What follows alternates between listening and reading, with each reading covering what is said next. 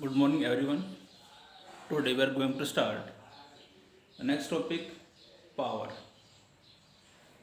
Power is basically the capacity or ability of body to do the sorry power body how measures how fastly a body can do the work. या simply आप कह सकते हो किस rate से work किया जाता है, rate of doing work. Power जो होता है, सिंपली जो है पावर जो होता है ना, वो क्या कहलाता है, rate of doing work. Rate of doing work किस टाइम से, किस किस एबिलिटी से, किस टाइम से वर्क किया जाता है। कोई बॉडी है, वो वर्क कर रही है, उसमें टाइम कम ले रही है, तो इससे उसकी पावर ज्यादा होगी। पावर जो होता है ना, इसको ये हो, पावर जो होगा इसको बराबर होगा work done upon time taken, upon time taken.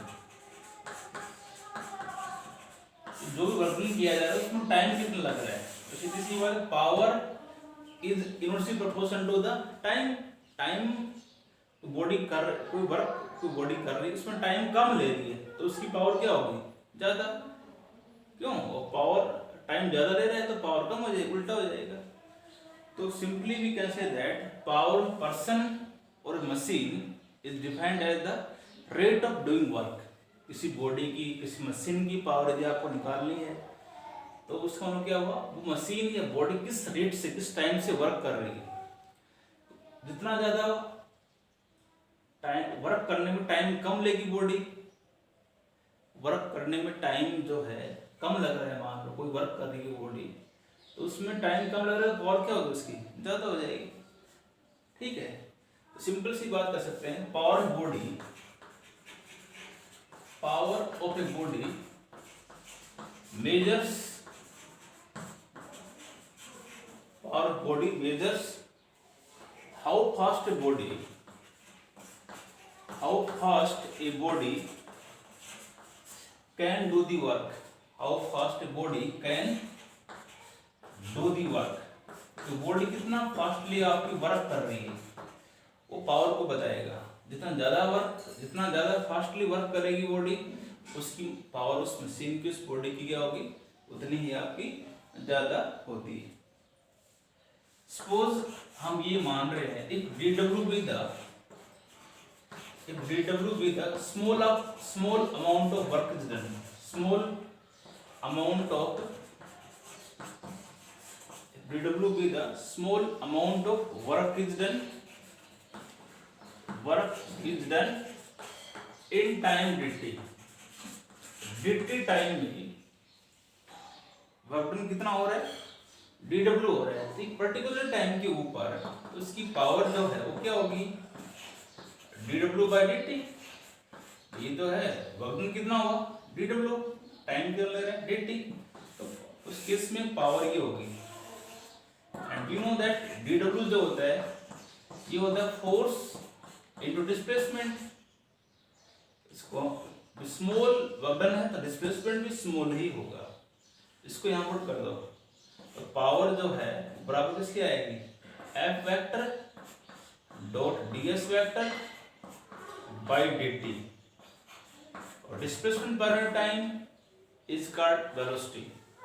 Power जो है किसके बराबर आएगी आपकी, F डॉट v। इसका मतलब यहां से हम ये कह सकते हैं, पावर जो है is equal to the dot product of the force and velocity. Power जो है डॉट प्रोडक्ट होता है फोर्स का और वेलोसिटी का। ठीक है, इसको हम ये कह सकते हैं, और P is equal to F V cos theta, ये हो सकता है ना आपका। पावर यहाँ से एक डॉट प्रोडक्ट है तो वेक्टर्स का, ये आपका रिलेशंस का आ सकता है। पावर एक स्केलर क्वांटिटी है, मैंने यहाँ वेक्टर लगाया, पावर स्केलर क्वांटिटी है, फोर्स वेलोसिटी आपका एक वेक्टर क्वांटिटी, इसलिए हमने उसको ऐसा लिखा हुआ है। ठीक है, इसके बाद में आप ये कह सकते हो, इस पावर का जो डायमेंशन फॉर्मूला जो होता है, डायमेंशनल फॉर्मूला जो इसका होगा, डायमेंशनल फॉर्मूला पावर का निकालना है। सिंपली पावर जानते हो W/T होता है, वर्क पर यूनिट टाइम होता है ना, रेट ऑफ डूइंग वर्क। तो पावर का डायमेंशन आप जानते ही हो, सॉरी वर्क का डायमेंशन जानते हो, m1L2T-2। पीछे बार बार किया हमने। अपॉन में टाइम है, टाइम का डायमेंशन क्या होगा T। तो आप इसको ब्रैकेट्स डायमेंशन को स्क्वायर ब्रैकेट से हम रिप्रेजेंट करते हैं, तो ये आ जाएगा m1L2T⁻³ ये आपका डायमेंशन आ जाएगा पावर का, m1L2T⁻³। ठीक है। पावर की जो यूनिट जो होती है, पावर की SI यूनिट होती है वाट।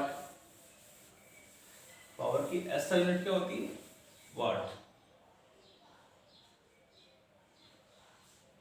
SI यूनिट पावर की जो होती है वाट, वाट को हम W से रिप्रेजेंट करते हैं।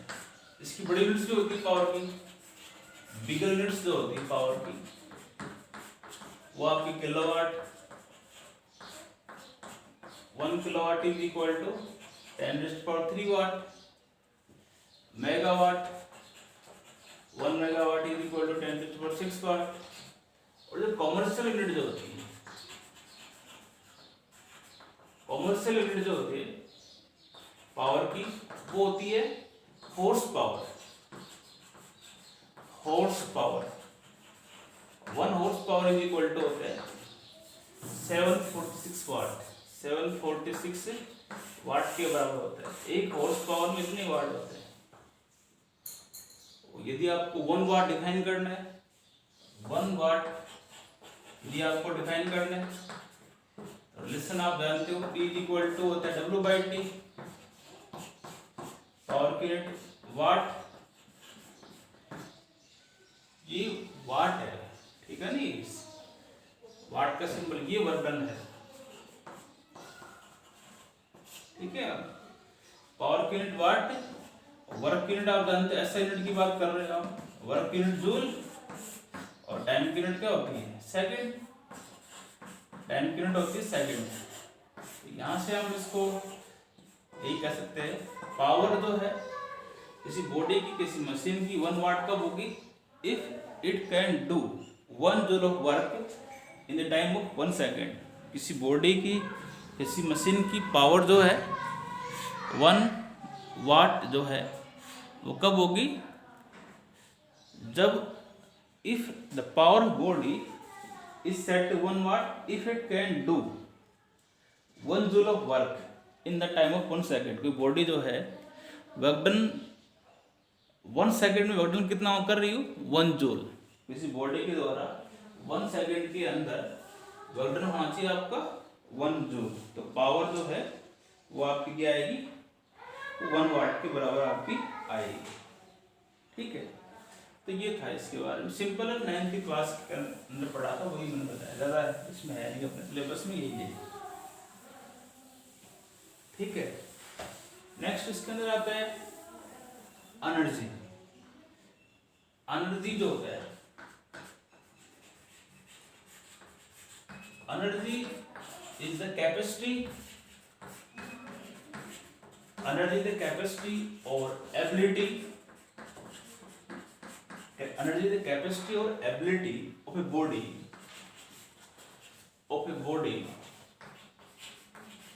To do the work, to do the work. Energy जो है कैपेसिटी और एबिलिटी, किस एबिलिटी से, किस कैपेसिटी से वर्क कर रही है बॉडी। कोई बॉडी, कोई बॉडी है, उसकी वर्क करने की कैपेसिटी और एबिलिटी बहुत ज्यादा है, इसका मतलब उसकी एनर्जी क्या होगी, उतनी ज्यादा होगी। जितनी ज्यादा वर्क करने की कैपेसिटी जितनी ज्यादा होगी बॉडी की, उतनी उसकी एनर्जी भी क्या होगी, ज्यादा आपकी होगी। ठीक है। और वर्क जो होता है, work is always in the form of energy. Work energy के फॉर्म में होता है, वर्क और एनर्जी आपस में बराबर होते हैं। इसलिए ऐसा यूनिट जो है एनर्जी की वो जूल होती है। एनर्जी की ऐसा यूनिट क्या होती है? जूल। और सीधेस्ट यूनिट जो है इसकी वो क्या होगी आपकी? अर्क। ठीक है, तो डायमेंशन इसका वही होगा।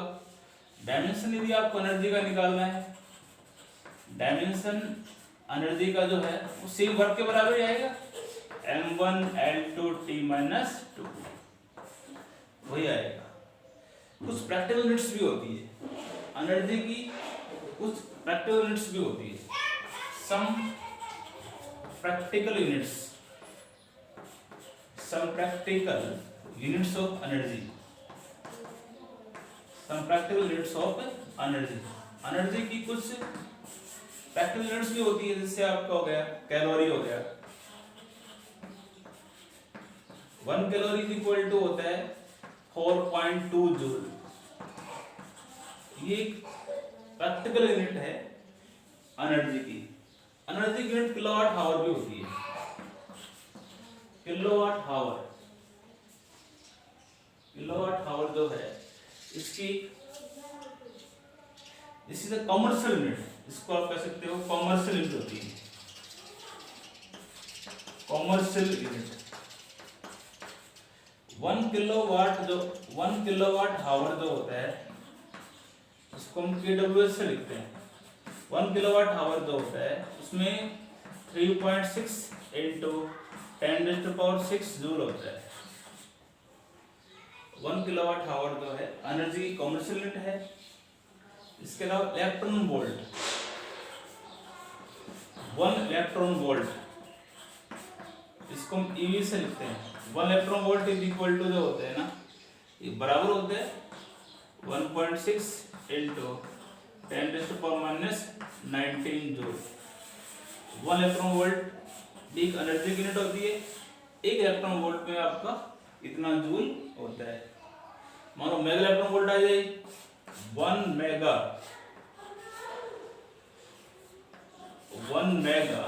Electron volt, 1 mega electron volt, 1 mega electron volt, इसको हम ऐसे लिख सकते हैं। 1 मेगा का मतलब होता है 10⁶ इलेक्ट्रॉन वोल्ट, और जूल में करना है तो इससे मल्टीप्लाई कर दो तो क्या हो जाएगा? 10⁶ इंटू 1.6 इंटू 10⁻⁻19। तो सीधी सी बात है 1 मेगा इलेक्ट्रॉन वोल्ट जो है वो बराबर होगा 1.6 इंटू 10⁻13 जूल। ये आपका आ जाएगा। ठीक है, एनर्जी डिफरेंट टाइप्स की होती है। अपने सिलेबस में एनर्जी, एक काइनेटिक एनर्जी की बात हो रही है और एक आपकी होगी पोटेंशियल एनर्जी की बात। तो इसमें नेक्स्ट टॉपिक जो है हम पढ़ेंगे काइनेटिक एनर्जी। एनर्जी जो डिफरेंट टाइप्स सिलेबस में आपके है, kinetic energy and potential energy. Kinetic energy, potential energy आपने 9th क्लास में पढ़ा था। काइनेटिक एनर्जी नेक्स्ट टॉपिक इसके अंदर आता है kinetic energy. Kinetic energy represent इसको हम कैसे लिख देते हैं? Kinetic energy body defined as the energy possessed, energy contained by the body by the effect of its motion। Energy possessed by the effect of its motion, किसी body की motion के कारण, तो बॉडी आपकी मूव कर रही है, इसका मतलब उसके अंदर काइनेटिक एनर्जी आपकी होगी। तो सिंपल सी डेफिनेशन इसकी यही है, the energy possessed, the energy possessed by the energy possessed by the effect of its motion।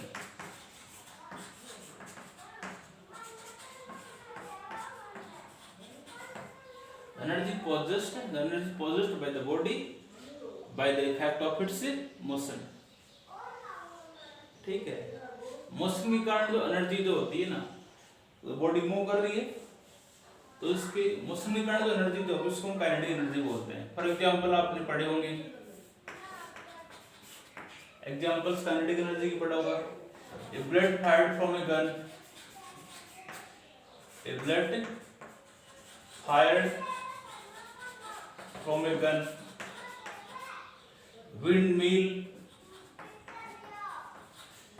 windmill work on kinetic energy, works on kinetic energy। ठीक है, काफी एग्जाम, वाटर मिल हो गया, विंड मिल हो गया, ये सब आपके किस पे काम करते हैं, काइनेटिक एनर्जी के ऊपर ही तो आपकी बेस्ड होते हैं।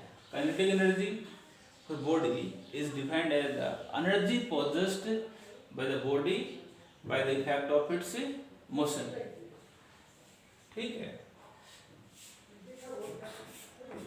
if a body of mass m, body of mass m moving with velocity v, body का मास m है, मूव कर रही है, वो moving with velocity v, moving with velocity v, body का मास m है, वेलोसिटी v से मूव कर रही है, देन काइनेटिक एनर्जी जो होगी उसकी, काइनेटिक एनर्जी का फॉर्मूला जो होगा वो हमेशा होगा आपका हाफ ऑफ एम स्क्वायर। आपसे पूछ से बॉडी रेस्ट के अंदर है तो उसकी काइनेटिक एनर्जी क्या होगी, रेस्ट में काइनेटिक एनर्जी नहीं होगी क्योंकि बॉडी की वेलोसिटी नहीं है, वेलोसिटी नहीं होगी तो काइनेटिक एनर्जी नहीं होगी। तो काइनेटिक सीधी सी बात है, काइनेटिक एनर्जी क्या होगी, मूविंग बॉडी, बॉडी मूव कर रही है तो ही आपकी काइनेटिक एनर्जी उस केस के अंदर होगी। इसको हम प्रूव भी कर सकते हैं। प्रूव करने के लिए मान लिया suppose A body of mass m, एक बॉडी है, सपोज दैट इनिशियली रेस्ट के अंदर है, तो सीधी सी बात है इसका यू क्या होगा, यू 0 होगा, और जैसे इस पे मान लो फोर्स अप्लाई करते हैं, ये बॉडी आपकी लगभग सपोज दैट यहाँ जाती है, ठीक है, और फाइनल वेलोसिटी इसकी भी हो जाती है, और ये यहाँ से यहाँ तक जब आती है, s डिस्प्लेसमेंट कवर किया हमने, मान लिया इस बॉडी में कितना डिस्टेंस हुआ, s आपका हुआ। तो इसके लिए हम इसमें आप कह सकते हो कंसीडर बॉडी, कंसीडर लिख देता हूं मैं, consider a body of mass m, consider body of mass m initially held at rest, नीचे रेस्ट के अंदर है, that is u is equal to क्या होगा उसका, नीचे वेलोसिटी क्या होगी 0। तो जैसे ही एक कांस्टेंट फोर्स हम उसके ऊपर एक्ट करते हैं, हम क्या करते हैं, let a force F acting on the body, acting on a body produces a displacement। ये सब डायग्राम में उसे दिया होता है, जब बॉडी पे फोर्स लगाते हैं डिस्प्लेसमेंट कितना होता है s। तो फोर्स हमें निकालना, पहले फोर्स निकाल लेते हैं, और फोर्स लगाना डिस्प्लेसमेंट हो रहा है, वर्क डन होगा, और जो वर्क होगा वही आपकी एनर्जी आ जाएगी। तो फोर्स निकालने के लिए हम फॉर्मूला F बराबर m में लगाएंगे। तो m बॉडी का दे रखा है, a नहीं दे रखा, a निकाल लेते हैं पहले हम। a निकालने के लिए according to third equation of motion, third equation of motion क्या होती है, v square minus u square is equal to twice of as। Third equation of motion ये तो होती है, और इनिशियली बॉडी रेस्ट के अंदर है तो v 0 देगा आपका u, तो v स्क्वायर इक्वल टू यहाँ से क्या आएगा आपका 2as, क्योंकि u आपका 0। a निकालना है यहाँ से, तो a क्या आएगा v स्क्वायर बाई 2s, ये तो होगा। तो फोर्स क्या होगा उस केस में, फोर्स होगा F equal to ma, m आपको दे रखा है दैट इज, और a क्या दे रखा है v स्क्वायर बाई 2s, ये तो होगा। Then work done, work is equal to आप जानते हो फोर्स इनटू डिस्प्लेसमेंट आपका होता ही वर्क में होता है फोर्स इनटू डिस्प्लेसमेंट, और फोर्स आपको दे रखा है m v square by 2s into displacement कितना है s, ये से कट जाएगा। वर्क एनर्जी की फॉर्म में होता है, तो work is equal to kinetic energy is equal to half of mv square, एक बराबर है। तो आपको वर्क डन निकालना है, वर्क एनर्जी के फॉर्म में होता है, और वर्क डन क्या होता है फोर्स डिस्प्लेसमेंट, डिस्प्लेसमेंट आपको दिया हुआ फोर्स के लिए फॉर्मूला है बराबर m में, m दे रखा a नहीं दे रखा, थर्ड इक्वेशन से पहले a निकाल लो और फिर आप कर सकते हो इसको। ये था kinetic energy. Kinetic energy is the kinetic energy of body is defined as the energy possessed by the body by the effect of its motion, motion के कारण जो एनर्जी जो होगी ना बॉडी के अंदर उसको बोलते हैं काइनेटिक एनर्जी। और काइनेटिक एनर्जी एग्जाम्पल मैंने बताया blood fire from a gun, जिससे ही ब्लड फायर करते हैं हम गन से, तो ब्लड में जो एनर्जी जो होगी कौन सी होती है आपकी काइनेटिक एनर्जी। विंड मिल हो गई, वाटर मिल्स हो गई, सभी based on kinetic energy. Next इसके अंदर आता है नेक्स्ट इसके अंदर वो आपका आएगा relation between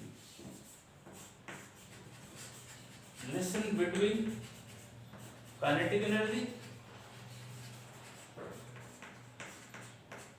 and linear momentum.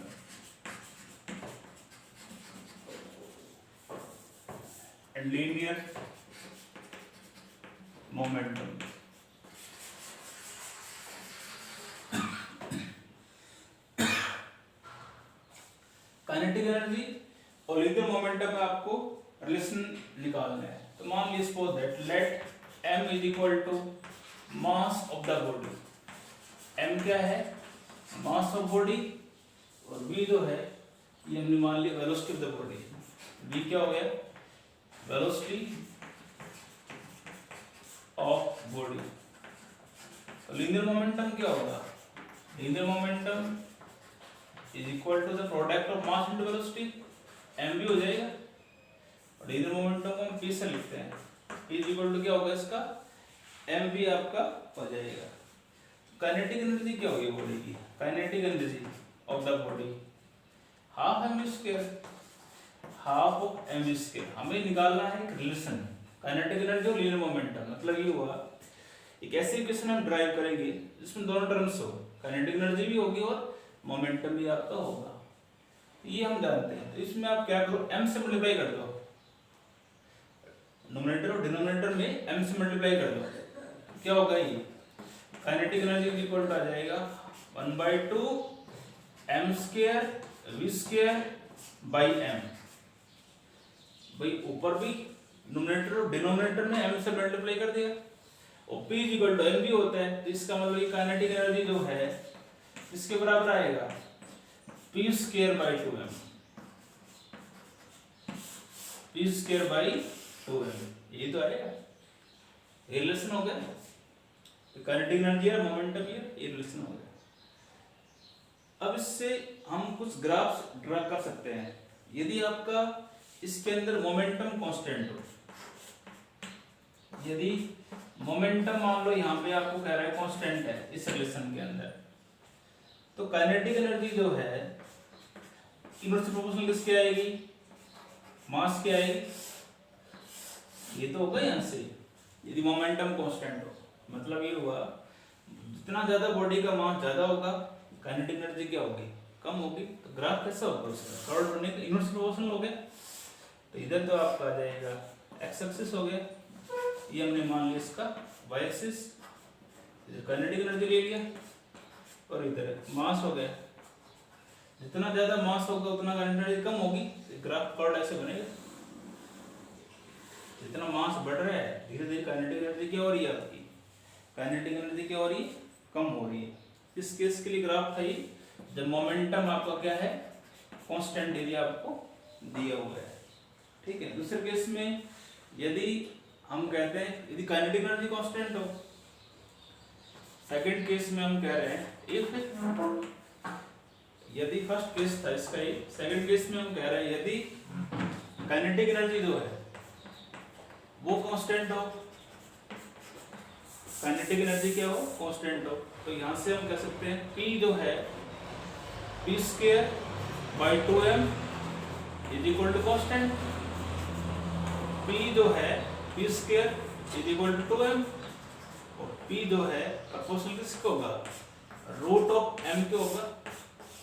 Momentum जो है आपका डायरेक्ट प्रोपोर्शनल किसके हो गया, मास के हो गया। तो उस केस में मोमेंटम और मास में ग्राफ ऐसे होगा आपका, यदि √, नहीं होता तो कर्व स्ट्रेट लाइन आ जाता सीधा, तो ये ऐसे बढ़ता हो जाएगा, ऐसे ग्राफ बनेगा इसका। ग्राफ आपका इस प्रकार से बनेगा, ऐसे इसको दिखा सकते हो आप, ठीक है। दिस इज काइनेटिक एनर्जी, यहाँ पे आपका क्या है, कांस्टेंट है। इधर आपका होगा क्या, मोमेंटम, एक्सिस हो गया, एक्स एक्सिस का लॉन्ग हो गया मास आपका।